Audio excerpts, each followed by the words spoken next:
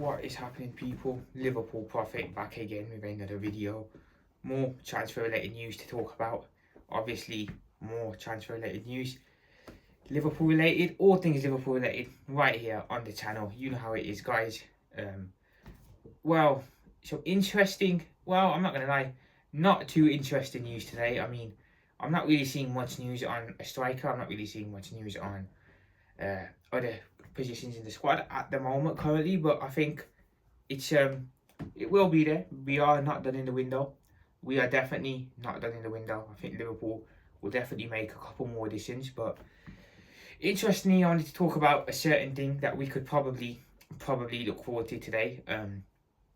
Anyway, without further ado, let's get into it. All things Liverpool related, players, everything, transfers, right here on the channel. But let's get into it. So it looks like today, Milos Kerkez is in Liverpool having his Liverpool medical. Now, I think with that happening, we could probably expect the announcement video later on this evening. So there's something to look forward to.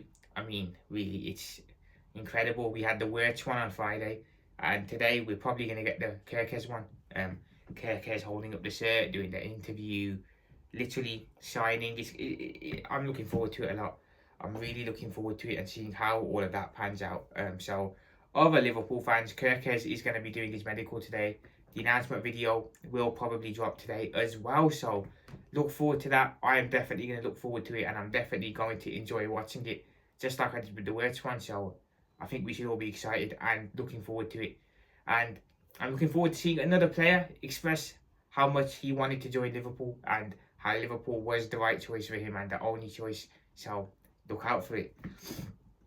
I wanted to touch a bit more on the Gravenberch suspension now. Obviously, we know Gravenberch is going to be missing for the first 3 games of the season. Now, sorry. I did find out today the Gravenberch suspension is only for 1 game of the season. I thought it was a 3-game suspension, but I think because he was shown a yellow card and 2 yellows, so it was a red, so that's only a 1-game suspension. I think if you're shown a direct red, then that's a 3-game suspension. So luckily for us, Gravenberch only misses the Bournemouth game at home, opening game of the season, and that's the game I would have wanted him to miss, to be fair, if I had to pick one. Bournemouth at home, because with Endo there or whoever, we should be able to power through that game still. It was important to have him available for Newcastle away and Arsenal at home, because those are 2 big games and we need our best squad out. We need our best team out for both of them. So Gravenberch only being suspended for 1 game, it's great news in my opinion. I was really worried he was going to miss both of them big two crucial games, but nah, he misses the Bournemouth game, which we can make do with. He'll be available for the Newcastle and Arsenal game, and great news. Had Gravenberch missed the 2 games, do I think Endo could have maybe powered us through them first for them games? Potentially. I mean, look, I think Endo gets massively overrated. I mean, when have you ever seen a player really like Endo who knows his place in the team, knows what he's going to get from the manager, how much minutes he's going to get, and is happy with it? I don't think I've ever seen a player that's happy to just stick around and be a bench player, coming on for 20 minutes, playing in a emergency situation. Endo's that guy. He doesn't seem to mind being a squad player. He doesn't seem to mind coming on to 20 minutes at the end of a game. So that's crazy, man. And look, he's living the dream, man. He did say it was his dream to play for Liverpool. So he's living the dream now. So I respect Endo for it, and I've got massive respect for him as well. Can't be easy knowing that you're only going to play 20 minutes a game, or you're only going to play in a worst case scenario, and Endo just deals with it like a boss. So massive respect to him for that. Huge respect. Do I think he could have powered us through the games? Absolutely. I think he's really underrated. Endo played against Newcastle 2 seasons ago now, when we was down to 10 men. And we had it was literally the game when Nunez came off the bench and scored. So he played a really good role in that game as well. So I think Endo, worst case scenario, 100% can power us through a couple of games. Obviously, long term wise, I don't think he's the right. He can do it long term wise, but short term wise, 2-3 games, 100%. I think Endo could do a job, 100%. Do I still want a DM? Absolutely. I still want a DM. I still want a DM. I'm adamant about this. I'm adamant about this. When you look at Manchester City, they have Rodri. When you look at Manchester United, they have Casemiro. When you look at Arsenal, they have Declan Rice. When you look at Tottenham, they have Bissouma. When you look at Chelsea, they have Caicedo.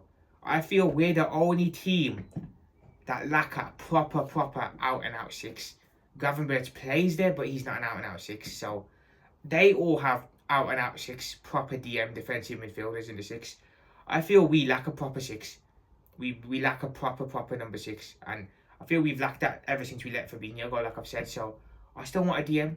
I still want a proper DM that can play, that we can bring in. If we don't, it's not the end of the world, of course. It's not an important position, like I've said, but I just feel we're the only big six club that really lack that out and out killer destroyer in the double pivot, the number six. So if we can get a number six this window as like a present, like a bonus, obviously we've got to get a centre back, a striker, potentially a winger, potentially two centre backs actually. But if we can get a DM as a little treat bonus, 100% bring it in, man. 100%. So I still want a DM. I'm being greedy. I've been adamant that we need a DM. I know a lot of other Liverpool fans are like, no, Gravenberch can play there, it's fine. And I understand that. And I do see where they come from. But for me,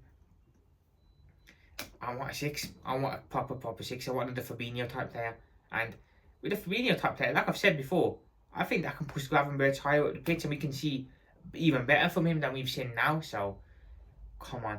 Hopefully we get that six. But if we don't and Gravenberch plays there, I'm not going to complain. I'm 100% not going to complain. So, yeah. Man, now, Darwin Nunez has apparently said yes to Naples. So it looks like that transfer to Italy, to the Serie A, is on its way for Darwin. I thought he'd probably go to the Saudi Pro League. I thought that was his the destination he'd go to, but no, it looks like the Serie A are interested in him, and Naples are interested in him, so he's off there. As long as the sooner we get that Darwin, the sooner we get Darwin sold, the sooner we can start properly looking at a striker, the striker position, in my opinion. So get Darwin sold as soon as possible. Then we can really look at a striker position, and we can really look about who we're gonna get in. So look, good luck to Darwin if he is to move on, which is very likely now. Good luck to him. I said quite a lot of things about him, but look, ultimately he didn't snake the club. He hasn't gone about nothing the wrong way. I'm sure if he was asked, he would prefer to stay at Liverpool, but look, not good enough to play for us, so off you go.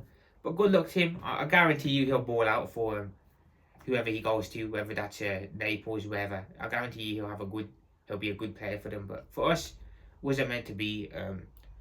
Considering we sold Sadio Mane for Darwin Nunez, I always said at the time it was a big risk. Sadio Mane was a Liverpool icon, a legend, literally a proper winger. I always said selling Sadio and bringing in Darwin, it's a big downgrade in my opinion, and it's a big risk. And if it doesn't work well, it's going to look really bad on us. And ultimately, it hasn't worked well. He was brought in as the Mane replacement. Unfortunately, he's not fit today, Sadio's boots. You can see the level of quality between both of them. So yeah, but good luck to Darwin. Wherever he goes, good luck to him.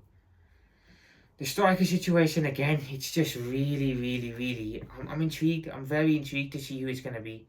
It's like I said, man, I'm not looking at the options out there and thinking, wow, I want that player, he's a standout player. Isak was the one, but that's not going to happen. So I don't look at Gyökeres and think, yeah, it's him. I don't look at Osimhen and think, yeah, it's him. I don't look at Ekitike and say, yeah, it's him. I don't look at Sesko and say, yeah, it's him. I don't look at these strikers and think, yeah, that's who I want. They are potential superstars. I don't look at it like that. I don't. I think they're all. I think they're all a bit overhyped. I'll be honest. So whoever we get, I wouldn't. I don't know, man. It doesn't fill me with confidence at the moment. The striker market at the moment is very weak. And considering how much clubs are looking for a striker, we're looking for one. Arsenal are looking for one. Chelsea are looking for one potentially. I think Barcelona are looking for one as well. I'm not sure. I think Bayern Munich are as well. But considering how much clubs are looking for strikers and the striker market is really weak, I think a lot of clubs are going to end up with players that they don't, that weren't their first choice, that they didn't really want. I think that is probably going to be a scenario for a lot of clubs. The striker market, it's just not very strong at the moment, so I can definitely see a couple of clubs being having to go for someone because they feel forced to or they have to. So yeah, we'll see where it goes though with the striker situation. But that's it for me today, guys. That is it for me today, guys. I am gonna head off. I'll be back very soon. More things Liverpool related very, very soon. Remember, like, subscribe, comment, show some love down below. I appreciate everything. And that's it. Liverpool Prophet out. I'll speak to you guys soon. Up the Reds. Let's go.